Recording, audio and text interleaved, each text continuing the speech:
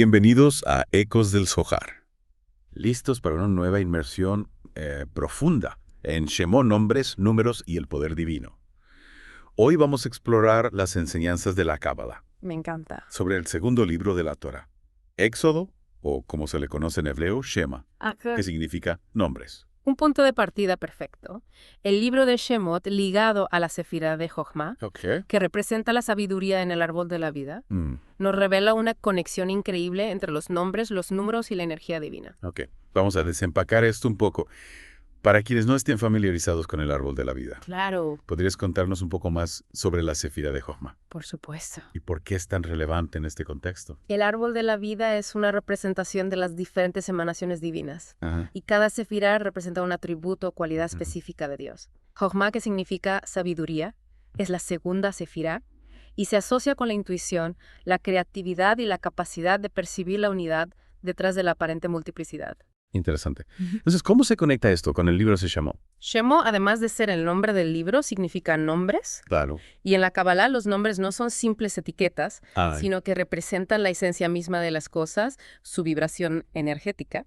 Al estar ligado a Yom HaShemot, nos invita a comprender que cada nombre, cada palabra, cada letra, tiene un poder intrínseco. Es una conexión con la energía divina que crea y sustenta el universo. Entiendo. Y no se trata solo de la salida de Egipto, ¿verdad? Un significado mucho más profundo. Exacto. Que se relaciona con nuestra propia búsqueda de liberación personal. La historia del Éxodo, como la presentan las enseñanzas de los maestros, es una metáfora del alma humana atrapada en el cuerpo físico, representado por Egipto. Los hijos de Israel representan las diferentes facultades del alma que descienden a la materialidad y se ven esclavizadas por el faraón, que simboliza la inclinación al mal o el deseo egoísta. Es una imagen poderosa. ¿Podrías darnos un ejemplo concreto de cómo se manifiesta esta esclavitud en nuestra vida diaria? Por supuesto. Imagina que tienes un gran sueño, un proyecto que te apasiona, pero te dejas llevar por el miedo al fracaso o por la opinión de los demás. En ese momento, te conviertes en un esclavo de tus propios miedos, de tus propias limitaciones. El faraón interno te mantiene cautivo en Egipto. Y el libro de Shemot, como decíamos, nos ofrece una guía para liberarnos de esas esclavitudes. Así es. Y hablando de liberación, es interesante notar que las 6 semanas de Shovavim, que comienzan en la porción de Shemot, tienen un enfoque especial en la sexualidad. ¿Te has preguntado alguna vez por qué? Me intriga, la verdad. Siempre me ha llamado la atención la importancia que se le da a la sexualidad en las enseñanzas de la Kabbalah. La Kabbalah ve la sexualidad como una fuerza increíblemente poderosa, con un potencial tanto creativo como destructivo. No se trata de reprimirla o negarla, sino de comprenderla y utilizarla de manera consciente. ¿Y qué tiene que ver Shovavim con esto? El periodo de Shovavim, que coincide con las semanas previas a la festividad de Tu B'Av, que celebra el amor y la unión, nos ofrece la oportunidad de reflexionar sobre cómo estamos utilizando esa energía sexual. Es un tiempo para limpiar las zonas oscuras. Zonas oscuras. Que puedan estar relacionadas con el mal uso de la sexualidad. Suena un poco intenso. ¿Podrías explicarlo con más detalle? Claro. Imagina la energía sexual como una fuerza vital que puede usarse para crear o destruir. Si la usamos de manera egoísta, para satisfacer únicamente nuestros propios deseos, la estamos oscureciendo. La estamos utilizando para alimentar al faraón interno. Entonces, Shovavim es una oportunidad para redirigir esa energía. Exacto. Para utilizarla de una forma más elevada. Es un tiempo para la introspección, para analizar nuestras relaciones, nuestros deseos, nuestras acciones, y ver cómo podemos transformar esa energía en una fuerza creativa, en una fuente de amor y conexión. Y eso me recuerda a algo que siempre me ha fascinado del libro de Shemot, la revelación de los nombres sagrados, como el famoso nombre de Dios que se le presenta a Moisés. ¿Podrías contarnos un poco más sobre la importancia de los nombres en la Kabbalah? En la Kabbalah, cada nombre representa una frecuencia energética específica. Es como si cada nombre fuera una llave que nos permite conectar con la divinidad. Cada letra hebrea tiene un valor numérico y una energía particular. Al combinar las letras para formar un nombre, estamos creando una fórmula energética única. Es como si cada nombre fuera un código que nos permite acceder a diferentes niveles de la realidad. Exacto. ¿Y qué hay del nombre de Dios que se le revela a Moisés? ¿Qué lo hace tan especial? El nombre de Dios, conocido como el Tetragramatón, Es la representación más pura de la esencia divina. No es un nombre que se pronuncia a la ligera, sino que se medita, se contempla, se utiliza para conectar con la fuente de toda la creación. Sí. Se dice que este nombre contiene el poder de la creación, la manifestación y la abundancia. Es como tener un código secreto para acceder a la energía divina. Y lo que me parece aún más asombroso es la idea de que cada persona tiene un nombre verdadero. Así es. Que refleja su esencia espiritual. Ese nombre verdadero, que a veces se llama nombre del alma, no es el nombre que nos dan nuestros padres, sino una vibración energética única que nos conecta con nuestro propósito en la vida. Descubrir ese nombre puede ser una herramienta poderosa para alinearnos con nuestro camino, para manifestar nuestro potencial. Fascinante. Ahora no podemos hablar de Shemot sin mencionar a Moisés, un verdadero guerrero de luz. Y sin duda. ¿Qué podemos aprender de su liderazgo? Moisés encarnó la valentía y la determinación necesarias para liberarse de la esclavitud. Su historia nos inspira a enfrentar nuestros propios faraones internos, esas fuerzas que nos limitan, y a luchar por nuestra propia liberación. Pero también nos enseña la importancia de la humildad, de la conexión con la divinidad, de ser un canal para la voluntad superior. Y aquí hay un punto clave que me gustaría resaltar. El éxodo no es un evento único del pasado. Tienes razón. Es un proceso continuo de crecimiento espiritual. El éxodo es un viaje que cada uno de nosotros está llamado a emprender. Exacto. Un viaje hacia la liberación de nuestras propias limitaciones, hacia la conexión con nuestra verdadera esencia, hacia la manifestación de nuestro potencial divino. Constantemente estamos buscando la liberación de nuestras propias limitaciones. Así es. Y tratando de conectar con nuestra verdadera esencia. Y el libro de Shemot, como hemos visto, nos ofrece una guía, un mapa para transitar ese camino. Precisamente. Y para profundizar en este viaje, me gustaría que hablemos un poco más sobre la conexión entre el éxodo y la sexualidad. Los estudios del Zohar mencionan la importancia de las 6 semanas de Shoavim, un periodo de juicio relacionado con el uso de la energía sexual.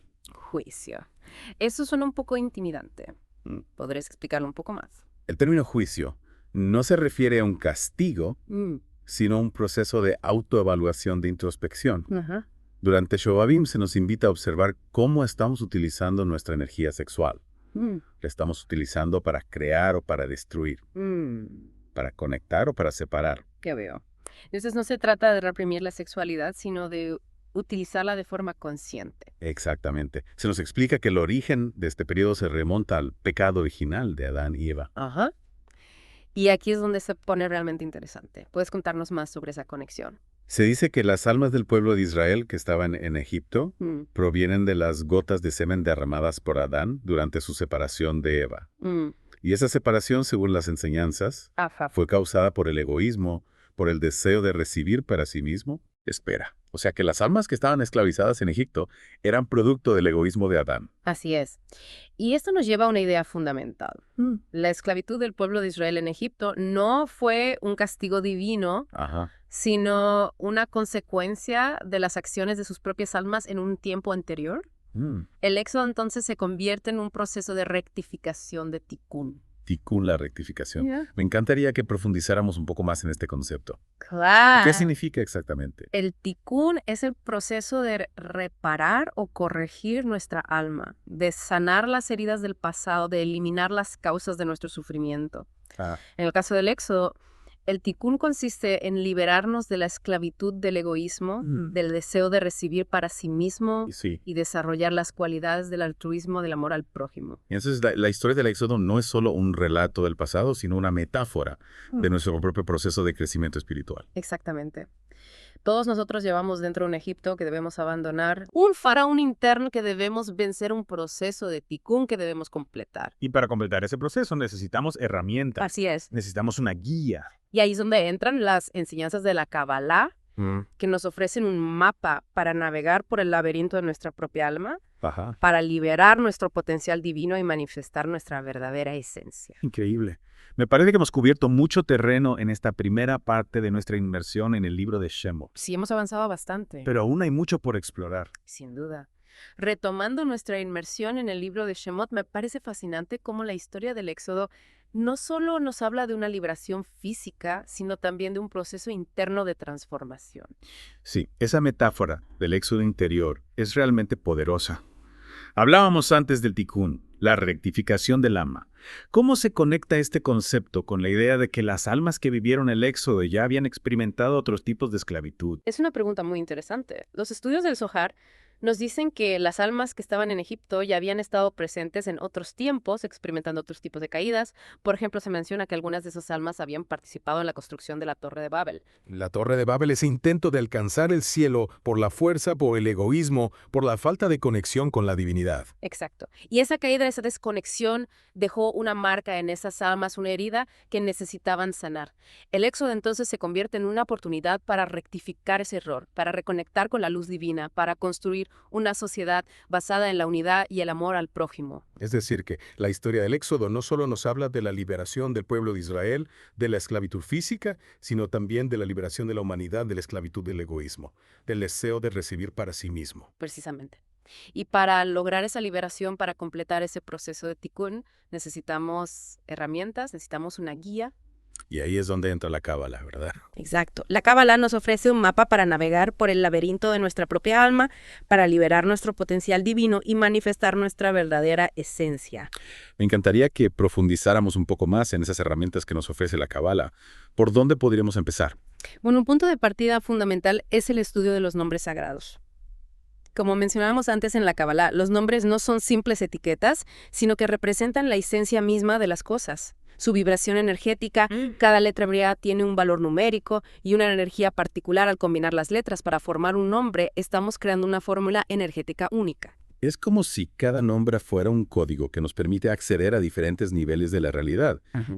¿Y cómo podemos utilizar este conocimiento en nuestra vida diaria? Hay muchas maneras, por ejemplo, podemos meditar en los nombres sagrados, podemos escribirlos, podemos cantarlos al conectar con la energía de un nombre, podemos atraer esa energía a nuestra vida, podemos activar sus cualidades en nuestro interior. ¿Podrías darnos un ejemplo concreto?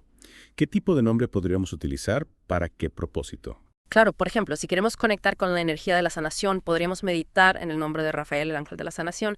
Si queremos atraer abundancia a nuestra vida, podríamos utilizar el nombre de Gamaliel, el ángel de la abundancia. Entiendo.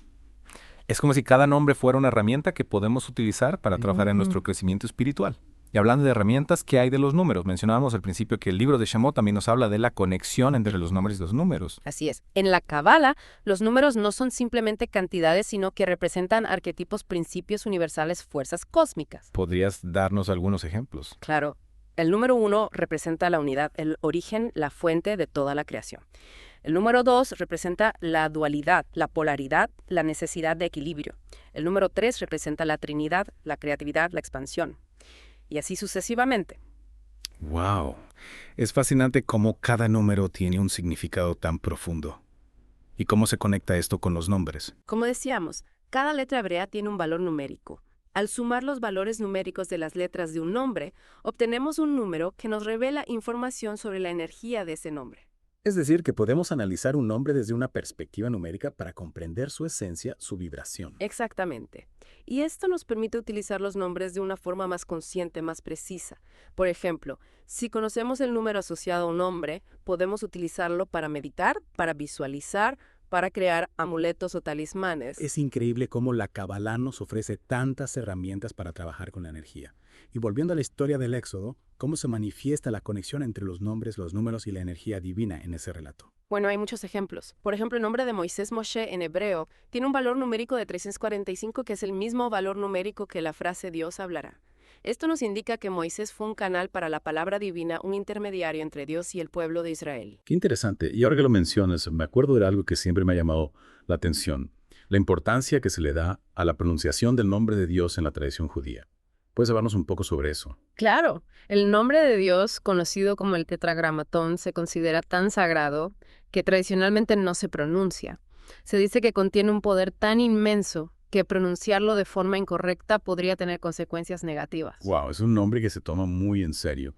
¿Cómo se conecta esto con la idea de que los nombres tienen una vibración energética? Se cree que la pronunciación correcta del nombre de Dios tiene el poder de activar ciertas energías divinas, de crear una conexión directa con la fuente de la creación. Por eso se cuida tanto su pronunciación, para evitar distorsionar esa energía. Es como si el nombre de Dios fuera una llave que abre la puerta a un nivel de realidad superior. Exactamente. Y no solo el nombre de Dios, sino todos los nombres tienen un poder, una vibración que podemos utilizar para trabajar en nuestro crecimiento espiritual. Es una idea muy poderosa y me parece que nos lleva de vuelta al concepto del éxodo como un viaje de transformación personal. Así es. El Éxodo nos enseña que todos tenemos un potencial divino, que podemos liberar un Egipto interior, que debemos abandonar un proceso de Tikkun que debemos completar. Y para completar ese proceso, la Kabbalah nos ofrece las herramientas, el mapa, la guía. Nos enseña a utilizar la energía de los nombres, los números, la meditación, la visualización para conectar con nuestra verdadera esencia y manifestar nuestro destino. Exactamente. El Éxodo no es solo un evento del pasado, sino una realidad presente en cada uno de nosotros.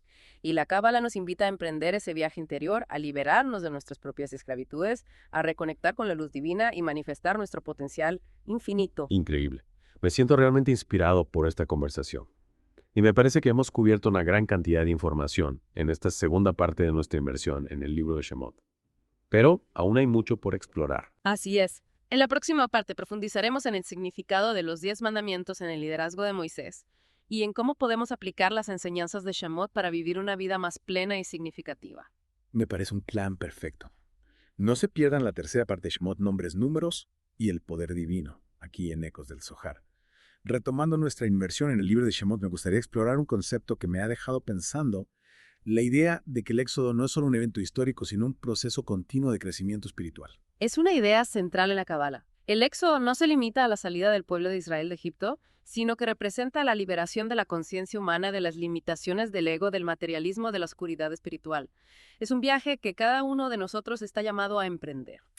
Hablando de viaje, hemos estado explorando las herramientas que la Kabbalah nos ofrece para transitarlo, los nombres sagrados, los números, la meditación. Y me pregunto, ¿cómo podemos aplicar estas herramientas de forma práctica en nuestra vida diaria? Bueno, empecemos por recordar que el éxodo es un proceso de transformación, de cambio, de evolución. No ocurre de la noche a la mañana, requiere esfuerzo, compromiso, perseverancia. Claro, como cualquier viaje significativo. ¿Y qué podemos hacer concretamente para avanzar en este camino? Primero, tomar conciencia de nuestro propio Egipto interno, de esas creencias limitantes, de esos patrones de comportamiento que nos mantienen atrapados en la oscuridad. ¿Y cómo podemos identificar esas limitaciones? Observándonos a nosotros mismos con honestidad, con valentía. ¿Qué nos produce miedo? ¿Qué nos genera enojo? ¿Qué nos impide amar y ser amados? Ahí están las pistas de nuestro propio Egipto. Entiendo. Una vez identificadas esas limitaciones, ¿cómo podemos liberarnos de ellas? Ahí es donde entran las herramientas que la Cábala nos ofrece. La meditación, por ejemplo, nos ayuda a quitar la mente, a conectar con nuestra esencia, a acceder a una sabiduría superior. ¿Y los nombres sagrados? ¿Cómo podemos usarlos en este proceso? Cada nombre sagrado representa una cualidad divina, una energía específica. Al meditar en un nombre, al pronunciarlo con intención, podemos conectar con esa energía y atraerla a nuestra vida. ¿Y los números? Los números, como hemos visto, representan arquetipos, principios universales. Al estudiar la numerología cabalística, podemos comprender mejor la energía de nuestro nombre, de nuestra fecha de nacimiento, de los eventos que nos suceden. Y al comprender esa energía, podemos utilizarla para nuestro beneficio. Es decir, que la Cábala nos ofrece un lenguaje, un sistema de símbolos que nos permite comprender y transformar nuestra realidad. Exactamente. Y no olvidemos que el Éxodo también nos habla de la importancia del liderazgo, de la capacidad de guiar a otros hacia la libertad. Hablando de liderazgo, la figura de Moisés es central en el relato del Éxodo. ¿Qué podemos aprender de su liderazgo? Moisés encarna las cualidades de un líder espiritual: humildad, valentía, compasión, conexión con la divinidad. No se dejó llevar por el poder, no buscó la gloria personal, sino que se entregó por completo a su misión: liberar al pueblo de Israel de la esclavitud. Y su conexión con la divinidad era evidente, su capacidad de realizar milagros, de recibir los 10 mandamientos en el monte Sinaí. Exactamente. Moisés nos enseña que el verdadero liderazgo no se basa en la fuerza bruta, en la manipulación, sino en la conexión con una fuente superior, en la capacidad de ser un canal para la voluntad divina. Y esa conexión con la divinidad, con la luz, es la que nos permite a cada uno de nosotros emprender nuestro propio éxodo, nuestro propio viaje hacia la libertad. Así es. Y no olvidemos que el Éxodo también nos habla de la importancia de la comunidad, de la unión, de la solidaridad. El pueblo de Israel no hubiera podido liberarse de Egipto sin la ayuda mutua, sin el apoyo del uno al otro. Es decir, que este viaje no es algo que hacemos solo, sino en compañía, en comunidad. Exactamente. Necesitamos apoyarnos en otros, aprender de otros, inspirarnos mutuamente. Y al mismo tiempo necesitamos compartir nuestra luz, nuestra sabiduría, nuestra experiencia para ayudar a otros a encontrar su propio camino hacia la libertad. Me encanta esta visión del éxodo como un proceso colectivo, como un viaje que hacemos juntos. Y me parece que nos lleva de vuelta al concepto del tikkun, la rectificación del alma. Así es. El tikkun no es algo que hacemos solo para nosotros mismos, sino para el bien de toda la humanidad. Al sanar nuestras propias heridas, al liberar nuestro propio potencial, contribuimos a la sanación y la liberación del mundo entero. Es una idea realmente poderosa. Me parece que hemos llegado al final de nuestra inmersión en el libro de Shemot. ¿Qué mensaje final te gustaría dejar a nuestros oyentes? Que el éxodo no es solo un relato del pasado, sino una realidad presente en cada uno de nosotros. Que todos tenemos un potencial divino, que podemos liberar un Egipto interior, que debemos abandonar un proceso de tikkun que debemos completar. Y que la Kabbalah nos ofrece las herramientas, el mapa, la guía, para transitar este camino. Un camino que nos lleva hacia la libertad, hacia la plenitud, hacia la conexión con nuestra verdadera esencia. Muchas gracias por compartir tu sabiduría con nosotros. Ha sido un placer. Y recuerden, el viaje del éxodo continúa. Hasta la próxima.